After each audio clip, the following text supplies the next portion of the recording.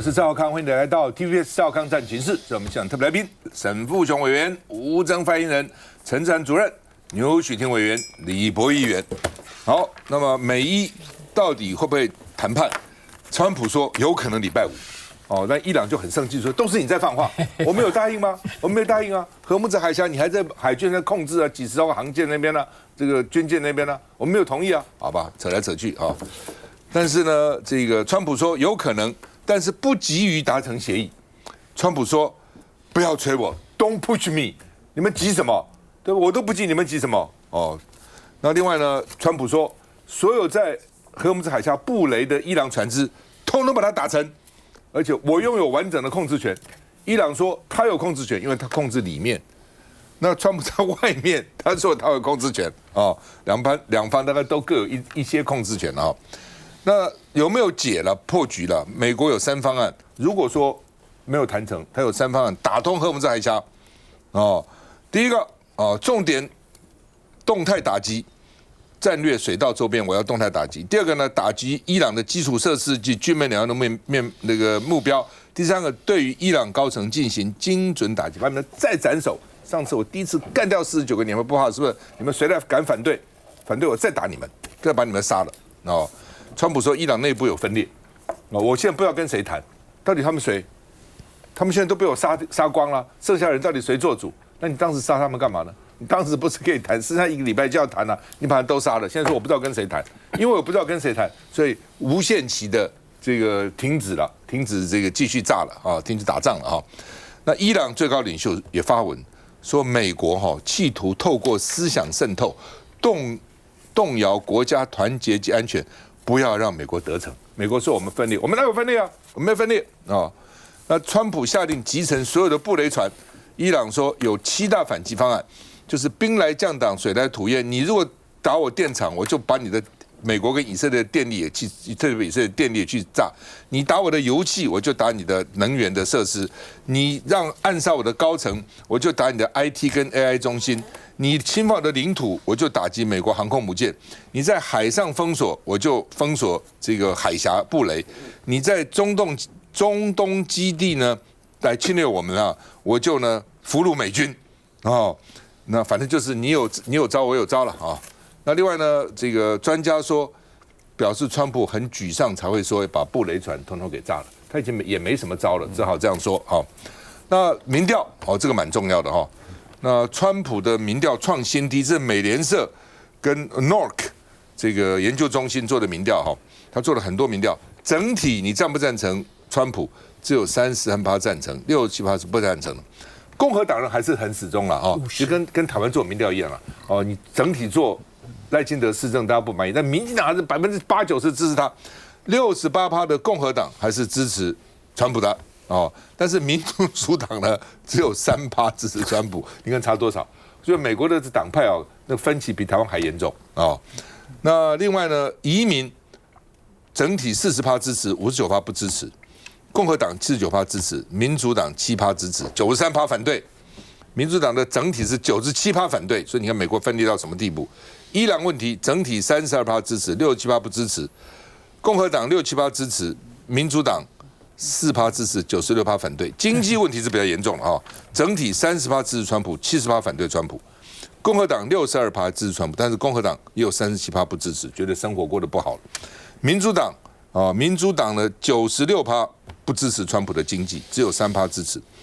整体独立也很重要，独立经济人士只有19%支持川普，80%是不支持的。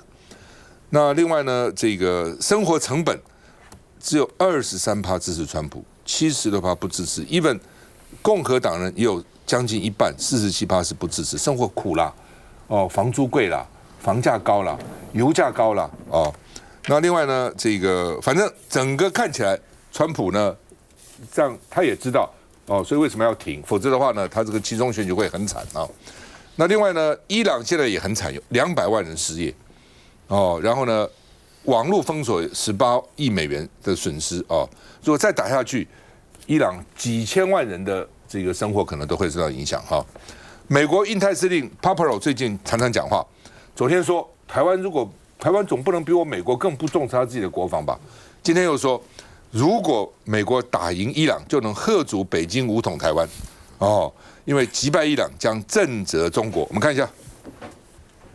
以色列和黎巴嫩的和平谈判，为了方便美国总统川普参与，在白宫举行。川普在真实社群上宣布，以色列和黎巴嫩的停火协议将延长3个星期。他也期待在不久的将来接待以色列总理纳坦雅胡及黎巴嫩总统奥恩。同一时间，美国和伊朗仍然处于僵局。川普日前表示，延长美国和伊朗的停火期，直到伊朗领导层有共识为止。但川普有多少时间，有多少耐性，愿意等呢？川普说他一点都不急。Why do I need it? Why would a stupid question like that be asked? Why would I use a nuclear weapon? We've totally, in a very conventional way, decimated them. 美国和伊朗在荷姆兹海峡持续互相封锁。五角大厦今天公布一段影片，显示美军的海军陆战队登上第2艘试图离开伊朗的油轮。他们是垂降到所谓的无国籍船只上。另外，伊朗也发布他们的影像。伊朗方面说，这是昨天在海峡登上另一艘船的情况。伊朗方面说，这是他们扣押的2艘船之一。川普在真实社群说，他已经下令美国海军击杀任何在荷姆兹海峡布雷的伊朗船只。They have all new leadership and they're fighting like cats and dogs for who's going to control. Because we've created a real mess for them. 美国跟伊朗之间的敌对行动现在主要是在荷姆兹海峡，而目前没有任何公开迹象显示华盛顿和德黑兰有意重启和谈。老沈，主持人，我觉得川普除了他的言行几近疯狂以外，他的基本个性很像2种行业，一个就是那个不动产业的中介。他本来就是搞不动产的哈，所以他是他的本业。还有一个就是我们老一辈时代的媒人，啊，因为什么呢？媒人跟房地产中介都会在2兆之间讲一些没有发生的事情，啊，来这边讲他的好啊，来这边讲他的好啊，你们都相信了，所以本来不会成事的事情，就结婚了，送进洞房了，就进洞房啊。他说进了洞房以后我就不负责了，很像嘛，哦，就是他业务嘴就对了嘛。但是川普在最近1-2天，他讲他悟出一个道理，他说我去轰炸你，把你炸得半死，不如我在海上在海峡封锁你，影响你的经济。这个就把你闷死，让你这想要的东西进不来，女的有想出去赚钱也赚不到，这个道理。但是你这个觉悟的太慢了，那些子弹啊、飞弹啊，不都浪费了吗？还有伊朗人浪费的生命不白死了吗？所以为什么？而且这个过程中，你觉得只有你悟出道理啊？伊朗的领导也悟出同样的道理。所以现在跟开始打仗的时候，海峡本来荷姆斯海峡本来不算一回事，现在变成重点了。现在你捏它，我在下游更捏它。你关了我也关，你开了。我还不见得开嘞，我还是要关，所以这个东西现在变成这样，两边在比谁在能够撑得更久，在比底气啦，在比底气啊！你觉得谁会撑得久？我觉得伊朗，当然，因为伊朗是独裁国家，对，你生活再怎么苦，这个时候大家共赴国难，不能被塞出声了。那你看你刚才讲的民调啊，就。美国民调已经，现在就算现在马上停战了，你这个通膨，你这个生活的这个痛苦，还有这个其中选举，这个参院只要5席翻盘，现在已经确定有4席是翻盘的，所以你是来不及了。我跟你讲，川普你是来不及了，所以他现在有的时候在跟伊朗谈的时候，比如说他一再 take， 那 take 都是讲说。本来给你的这个最后通牒，现在无限期延长了。就表示什么？他已经示弱了。但是示弱这个家伙，他示弱不给你觉得他是在示弱，他就用一些别的东西来盖啊，来掩饰啊。但是你有比我更聪明吗？我们彼此差不多，只是我们没有那么狠而已啊。所以你在耍什么花样？其实我们都看得出来。所以我真的劝民进党政府。你没办法了我觉得你现在靠美国啊，他现在是川普，所以你当然要靠川普，你不能讲他的坏话。但是你要想，一旦川普下来了以后，我们如何自处？那我就要讲那个印太司令啊，卡特哈。Paparo，哎，我跟你讲，那个印太司令毕竟是个武夫啦，这边爱嘛哈，所以他说，我们这边的美国的这种炮弹啊、飞弹啊、这种防空的啊，通通搬到中东去了以后，我们这边就危险了啊！我们这边危险，所以我们如果在中东打赢了，这个贺主老共在这里生事。这个就是武夫的浅见啊！你觉得习近平有那么笨啊？习近平说：“你东西都搬到中东去了，我要打你！”有这回事啊？这个用膝盖想都想的，习近平没有你想的那么笨，不是吗？哎呀，反正因为他们尤其在国会作证要争取预算的时候讲的都是一番话了。来，牛伟，这个川普讲话没有公信力，这已经是大家都知道的事实嘛。所以说现在到底美伊之间是打还是谈？大概已经是完全不可测的状态了。你可以看到他这一段时间一下子说要继续攻击，攻击完2天，他又说我们现在正在和谈，会停火，可能停火2、3天之后，他又在哪里又发动了攻击。但是真实的影响，我蛮认同沈大佬刚刚的讲法，就是说在2个国家承受这个长期的泥淖的状态之下，这个伊朗的所谓的韧性恐怕是比较好的。第一个，它的政体没有什么压力啊，这个人。只有被斩首的风险而已啊，但是被斩首之后，它会长出另外一个头来嘛，然后原则上是独裁的政体，但是美国不一样嘛，因为是选举嘛，然后对经济等等、形象等等的伤害都是会被无限放大的。你伊朗的士兵战死沙场，跟1个美军被俘虏。那个在世界上的效应是完全不一样，所以美国背的包袱一直都是比较重的。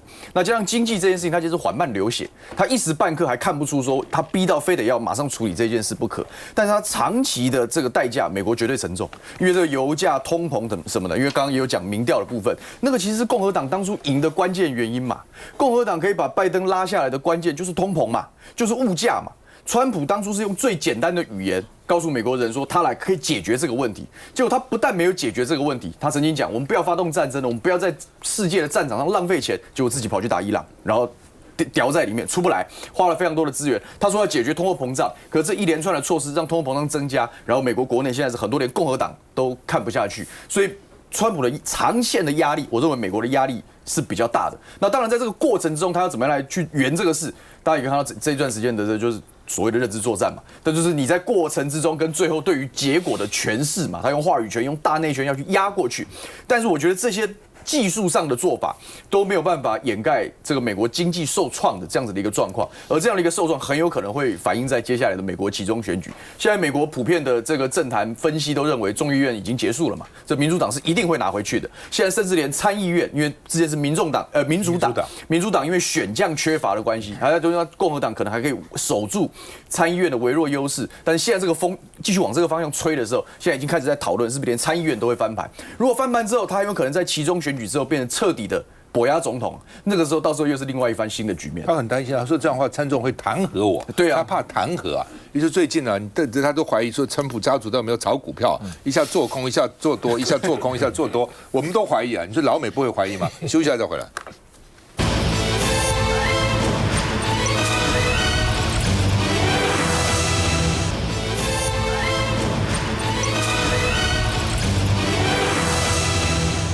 川普本来3月31号、4月1号、4月2号到大陆，现在3天说成2天了，5月14、15、36个小时，那去不去到现在都还不敢确定，因为说到伊朗战争打成什么样，就当时3月就说因为伊朗打仗啊，他这个三军总指挥官呢要在美国坐镇，但是在川习会前夕，白宫突然放出个消息，说中国窃取美国的 AI 技术，而且呢这个讲出是个名词，叫做蒸馏技术 ，distilled 蒸馏技术什么意思呢？就在大数据里面，很多大的 model 里面很多小的模式在里面，从大模式蒸馏出来小模式，在小模式把它投取。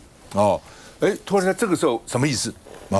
说中国是以工业规模蒸馏美国前沿的 AI 系统，就美国最前端、最先进的 AI 系统被中国蒸馏拿去，所以白宫还发一个备忘录。那是什么意思啊？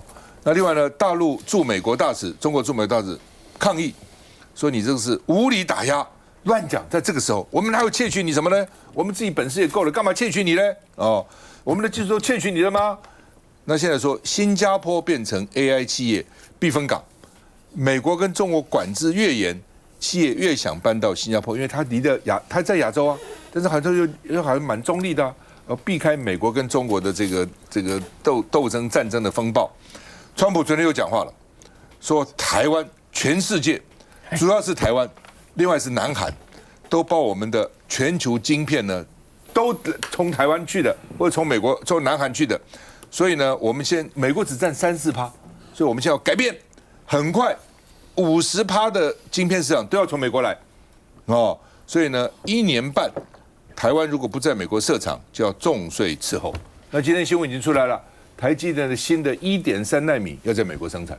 台积电以前早先不是说我们先的技术都不会去，我当时就乱讲，那是骗你们的。他在美国设那个研究中心，有研究中心就能吸引到人才。你告诉我，是台湾能够吸引到全世界最好人才，还是在美国能够吸引到全世界最好的人才？当然是美国嘛。所以他这边有研究中心，他不会做最先端的研究。现在就跟你讲了，对不对？2029之前，1.3奈米都要在美国做了哦。那而且这样可以节省税。因为将来要15%的关税啊，哦，将来可能更高都说不定。川普已经讲了，哦，您不来，不来我加你税，而且卢特尼克说5000亿美元也在路上呢。我们不是要给他5000亿吗？2500加上2500亿美元吗？对不对？你在路上了，答应要来就要来啊。我们看一下。再过3个星期，美国总统川普就要访问中国。不过，在这个时候，白宫指控中国以工业级规模窃取美国人工智慧实验室的智慧财产。白宫科技政策办公室主任克拉奇奥斯表示，白宫将探索一系列措施来追究责任。白宫备忘录指出，在中国的实体对美国的前沿 AI 系统进行所谓的蒸馏操作，也就是利用大型 AI 模型训练小型 AI 模型，这样可以在训练 AI 新工具时降低成本。克拉奇奥斯说，这样有系统的提取并且复制美国产业创新成果，根本毫无创新可言。美国政府将会和美国人工智慧公司分享有关敌对活动的资讯，做出回应。川普在白宫椭圆形办公室再次提到，美国 AI 大大领先中国。他说，很快美国就会有将近50%的半导体产能。I think we'll have close to 50% of the chip market very soon. Right now we had nothing. We had virtually nothing. And they're coming in from Taiwan. They're coming in mostly from Taiwan because that's where chips are made. We had Micron, $200 billion. TSMC, $165 billion. The list goes on and on. You negotiated a great deal with Taiwan.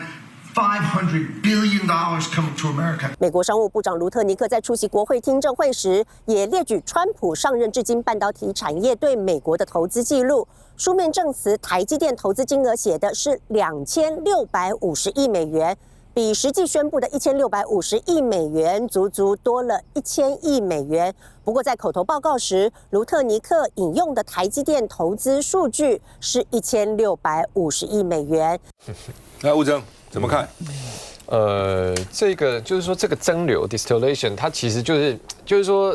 它讲简单一点啦，它就是人家做了一个大模型出来嘛，那你中国或者后进者，他先做一个小模型出来，但因为在这种 AI 大语言模型里面，它主要现在资料是用矩阵向量排列嘛，它的方式就是说用电脑去大量的问你问题，就好像把你已经做好的模型当一个老师，我问你几万次、几十万次、几百万次，我就一直问你，一直问你，然后你得到的答案呢，我就学个七七八八，虽然能力上不会跟原的模型一样强，但是至少大概有个7、8成啊，可是我成本搞不好1/10哦，搞不好20%而已哦，所以这个就是坦白说了，美国现在说要禁止中国来蒸馏，这也很难，因为你的模型就是放在网络上，就是大家都可以来去这个开源的，不是开源啦，就可以来接触，可以来取用嘛。那不过因为现在川习会可能这个之后要登场了，所以这可能是美国去谈判的一个筹码。但我觉得讲回来，就其实是说我们在这里面看到的是说，美国跟中国其实。包含说地缘政治的战略竞争，包含说 AI 的竞争，其实真的是这个世纪的一个大主轴，不会变的啦。就像你最关注的这个黄仁勋，他最近上这个一个 Podcaster 的节目， Darkesh Patel， 他就有点跟人家吵起来，因为这个就是美国境内一直有人说，哎，你 NVIDIA 怎么出口晶片到中国啊？啊，你这样害中国做出了领先的晶片怎么办？黄勋就有点生气，就说 AI 有很多层啊，我们不止模型要赢，我做晶片做硬体也要赢啊，你为什么不让我跟华为竞争？你让我把中国市场放给他怎么办呢？这个是黄仁勋讲的，所以我觉得在这里面大家看到是说，对美国对中国来说，其实怎么样去掌握 AI 时代最先进的算力、最先进的模型都是重中之重，所以就只有讲到台湾了，因为大家会担心说，台湾会不会在这个里面，例如说我们产业被掏空啊，被边缘化？可是我跟大家讲，完全不用烦恼这个问题，为什么？因为就是说 AI 现在定型了吗？还没有嘛，就 AI 整个一直在变，到底 AI 可以进化到什么地方，也还在变。所以我们看到的事情是说，前2年大家在讲说啊，要 GPU， 有 GPU 可以做平行运算，就可以做语言模型。然后去年就说啊，发现不对 ，GPU 运算很快，可是记忆体不够。然后时间都耗在记忆体搬资料啊，记忆体就全部厂商起来，然后说啊不对，记忆体搬资料那中间那个铜线不够了，现在变光通讯啊，光通讯又太资料太多太热了啊，又要那个散热啊，又要做 ABF 载板，要 PC 板，要电源等等等，所以就是说你看到的是台湾整个供应链需求在大爆发嘛，所以当然美国会希望一部分他们有半导体供应链是在他们国内自主的，可是我们看到是整个全世界的需求现在都每一年都在指数级的成长，所以其实讲台积电的话。魏哲家上礼拜讲说，他今年在高雄、在日本、在美国同步都要来扩3奈米厂。其实讲直接的，就真的是需求太大，所以我觉得台湾的厂商不止台积电，包括我们台达电啊，这个联发科很多厂商，在全世界，包括现在很多在泰国设厂，其实就是我们把我们的饼一直做大，我们把我们市占率也一直做大。其实台湾竞争力是越来越强。博弈，大家有没有听过？还记得吗 ？Edward Snowden。在2013年的时候，他揭发了美国国家安全局秘密监控全球网络的人尽计划。那个时候，美国全面的监听窃取全世界的商业机密啊，连雅虎公司自己都承认了。当时美国国家安全局怎么威胁他？他说，如果他不把他相关的使用者资料交给美国政府的话，每一天会收到25万美元的罚款。更不用说还有很多的争议，像是美国长期监控日本政府高层内阁官员，以及美国监控巴西、墨西哥总统的电话以及 email， 甚至窃取华为的高层通讯内容等等的争议非常的多。所以我必须要讲，这一次川普指控大陆窃取美国 AI 的技术，如果是真的，我当然谴责中国大陆的行为。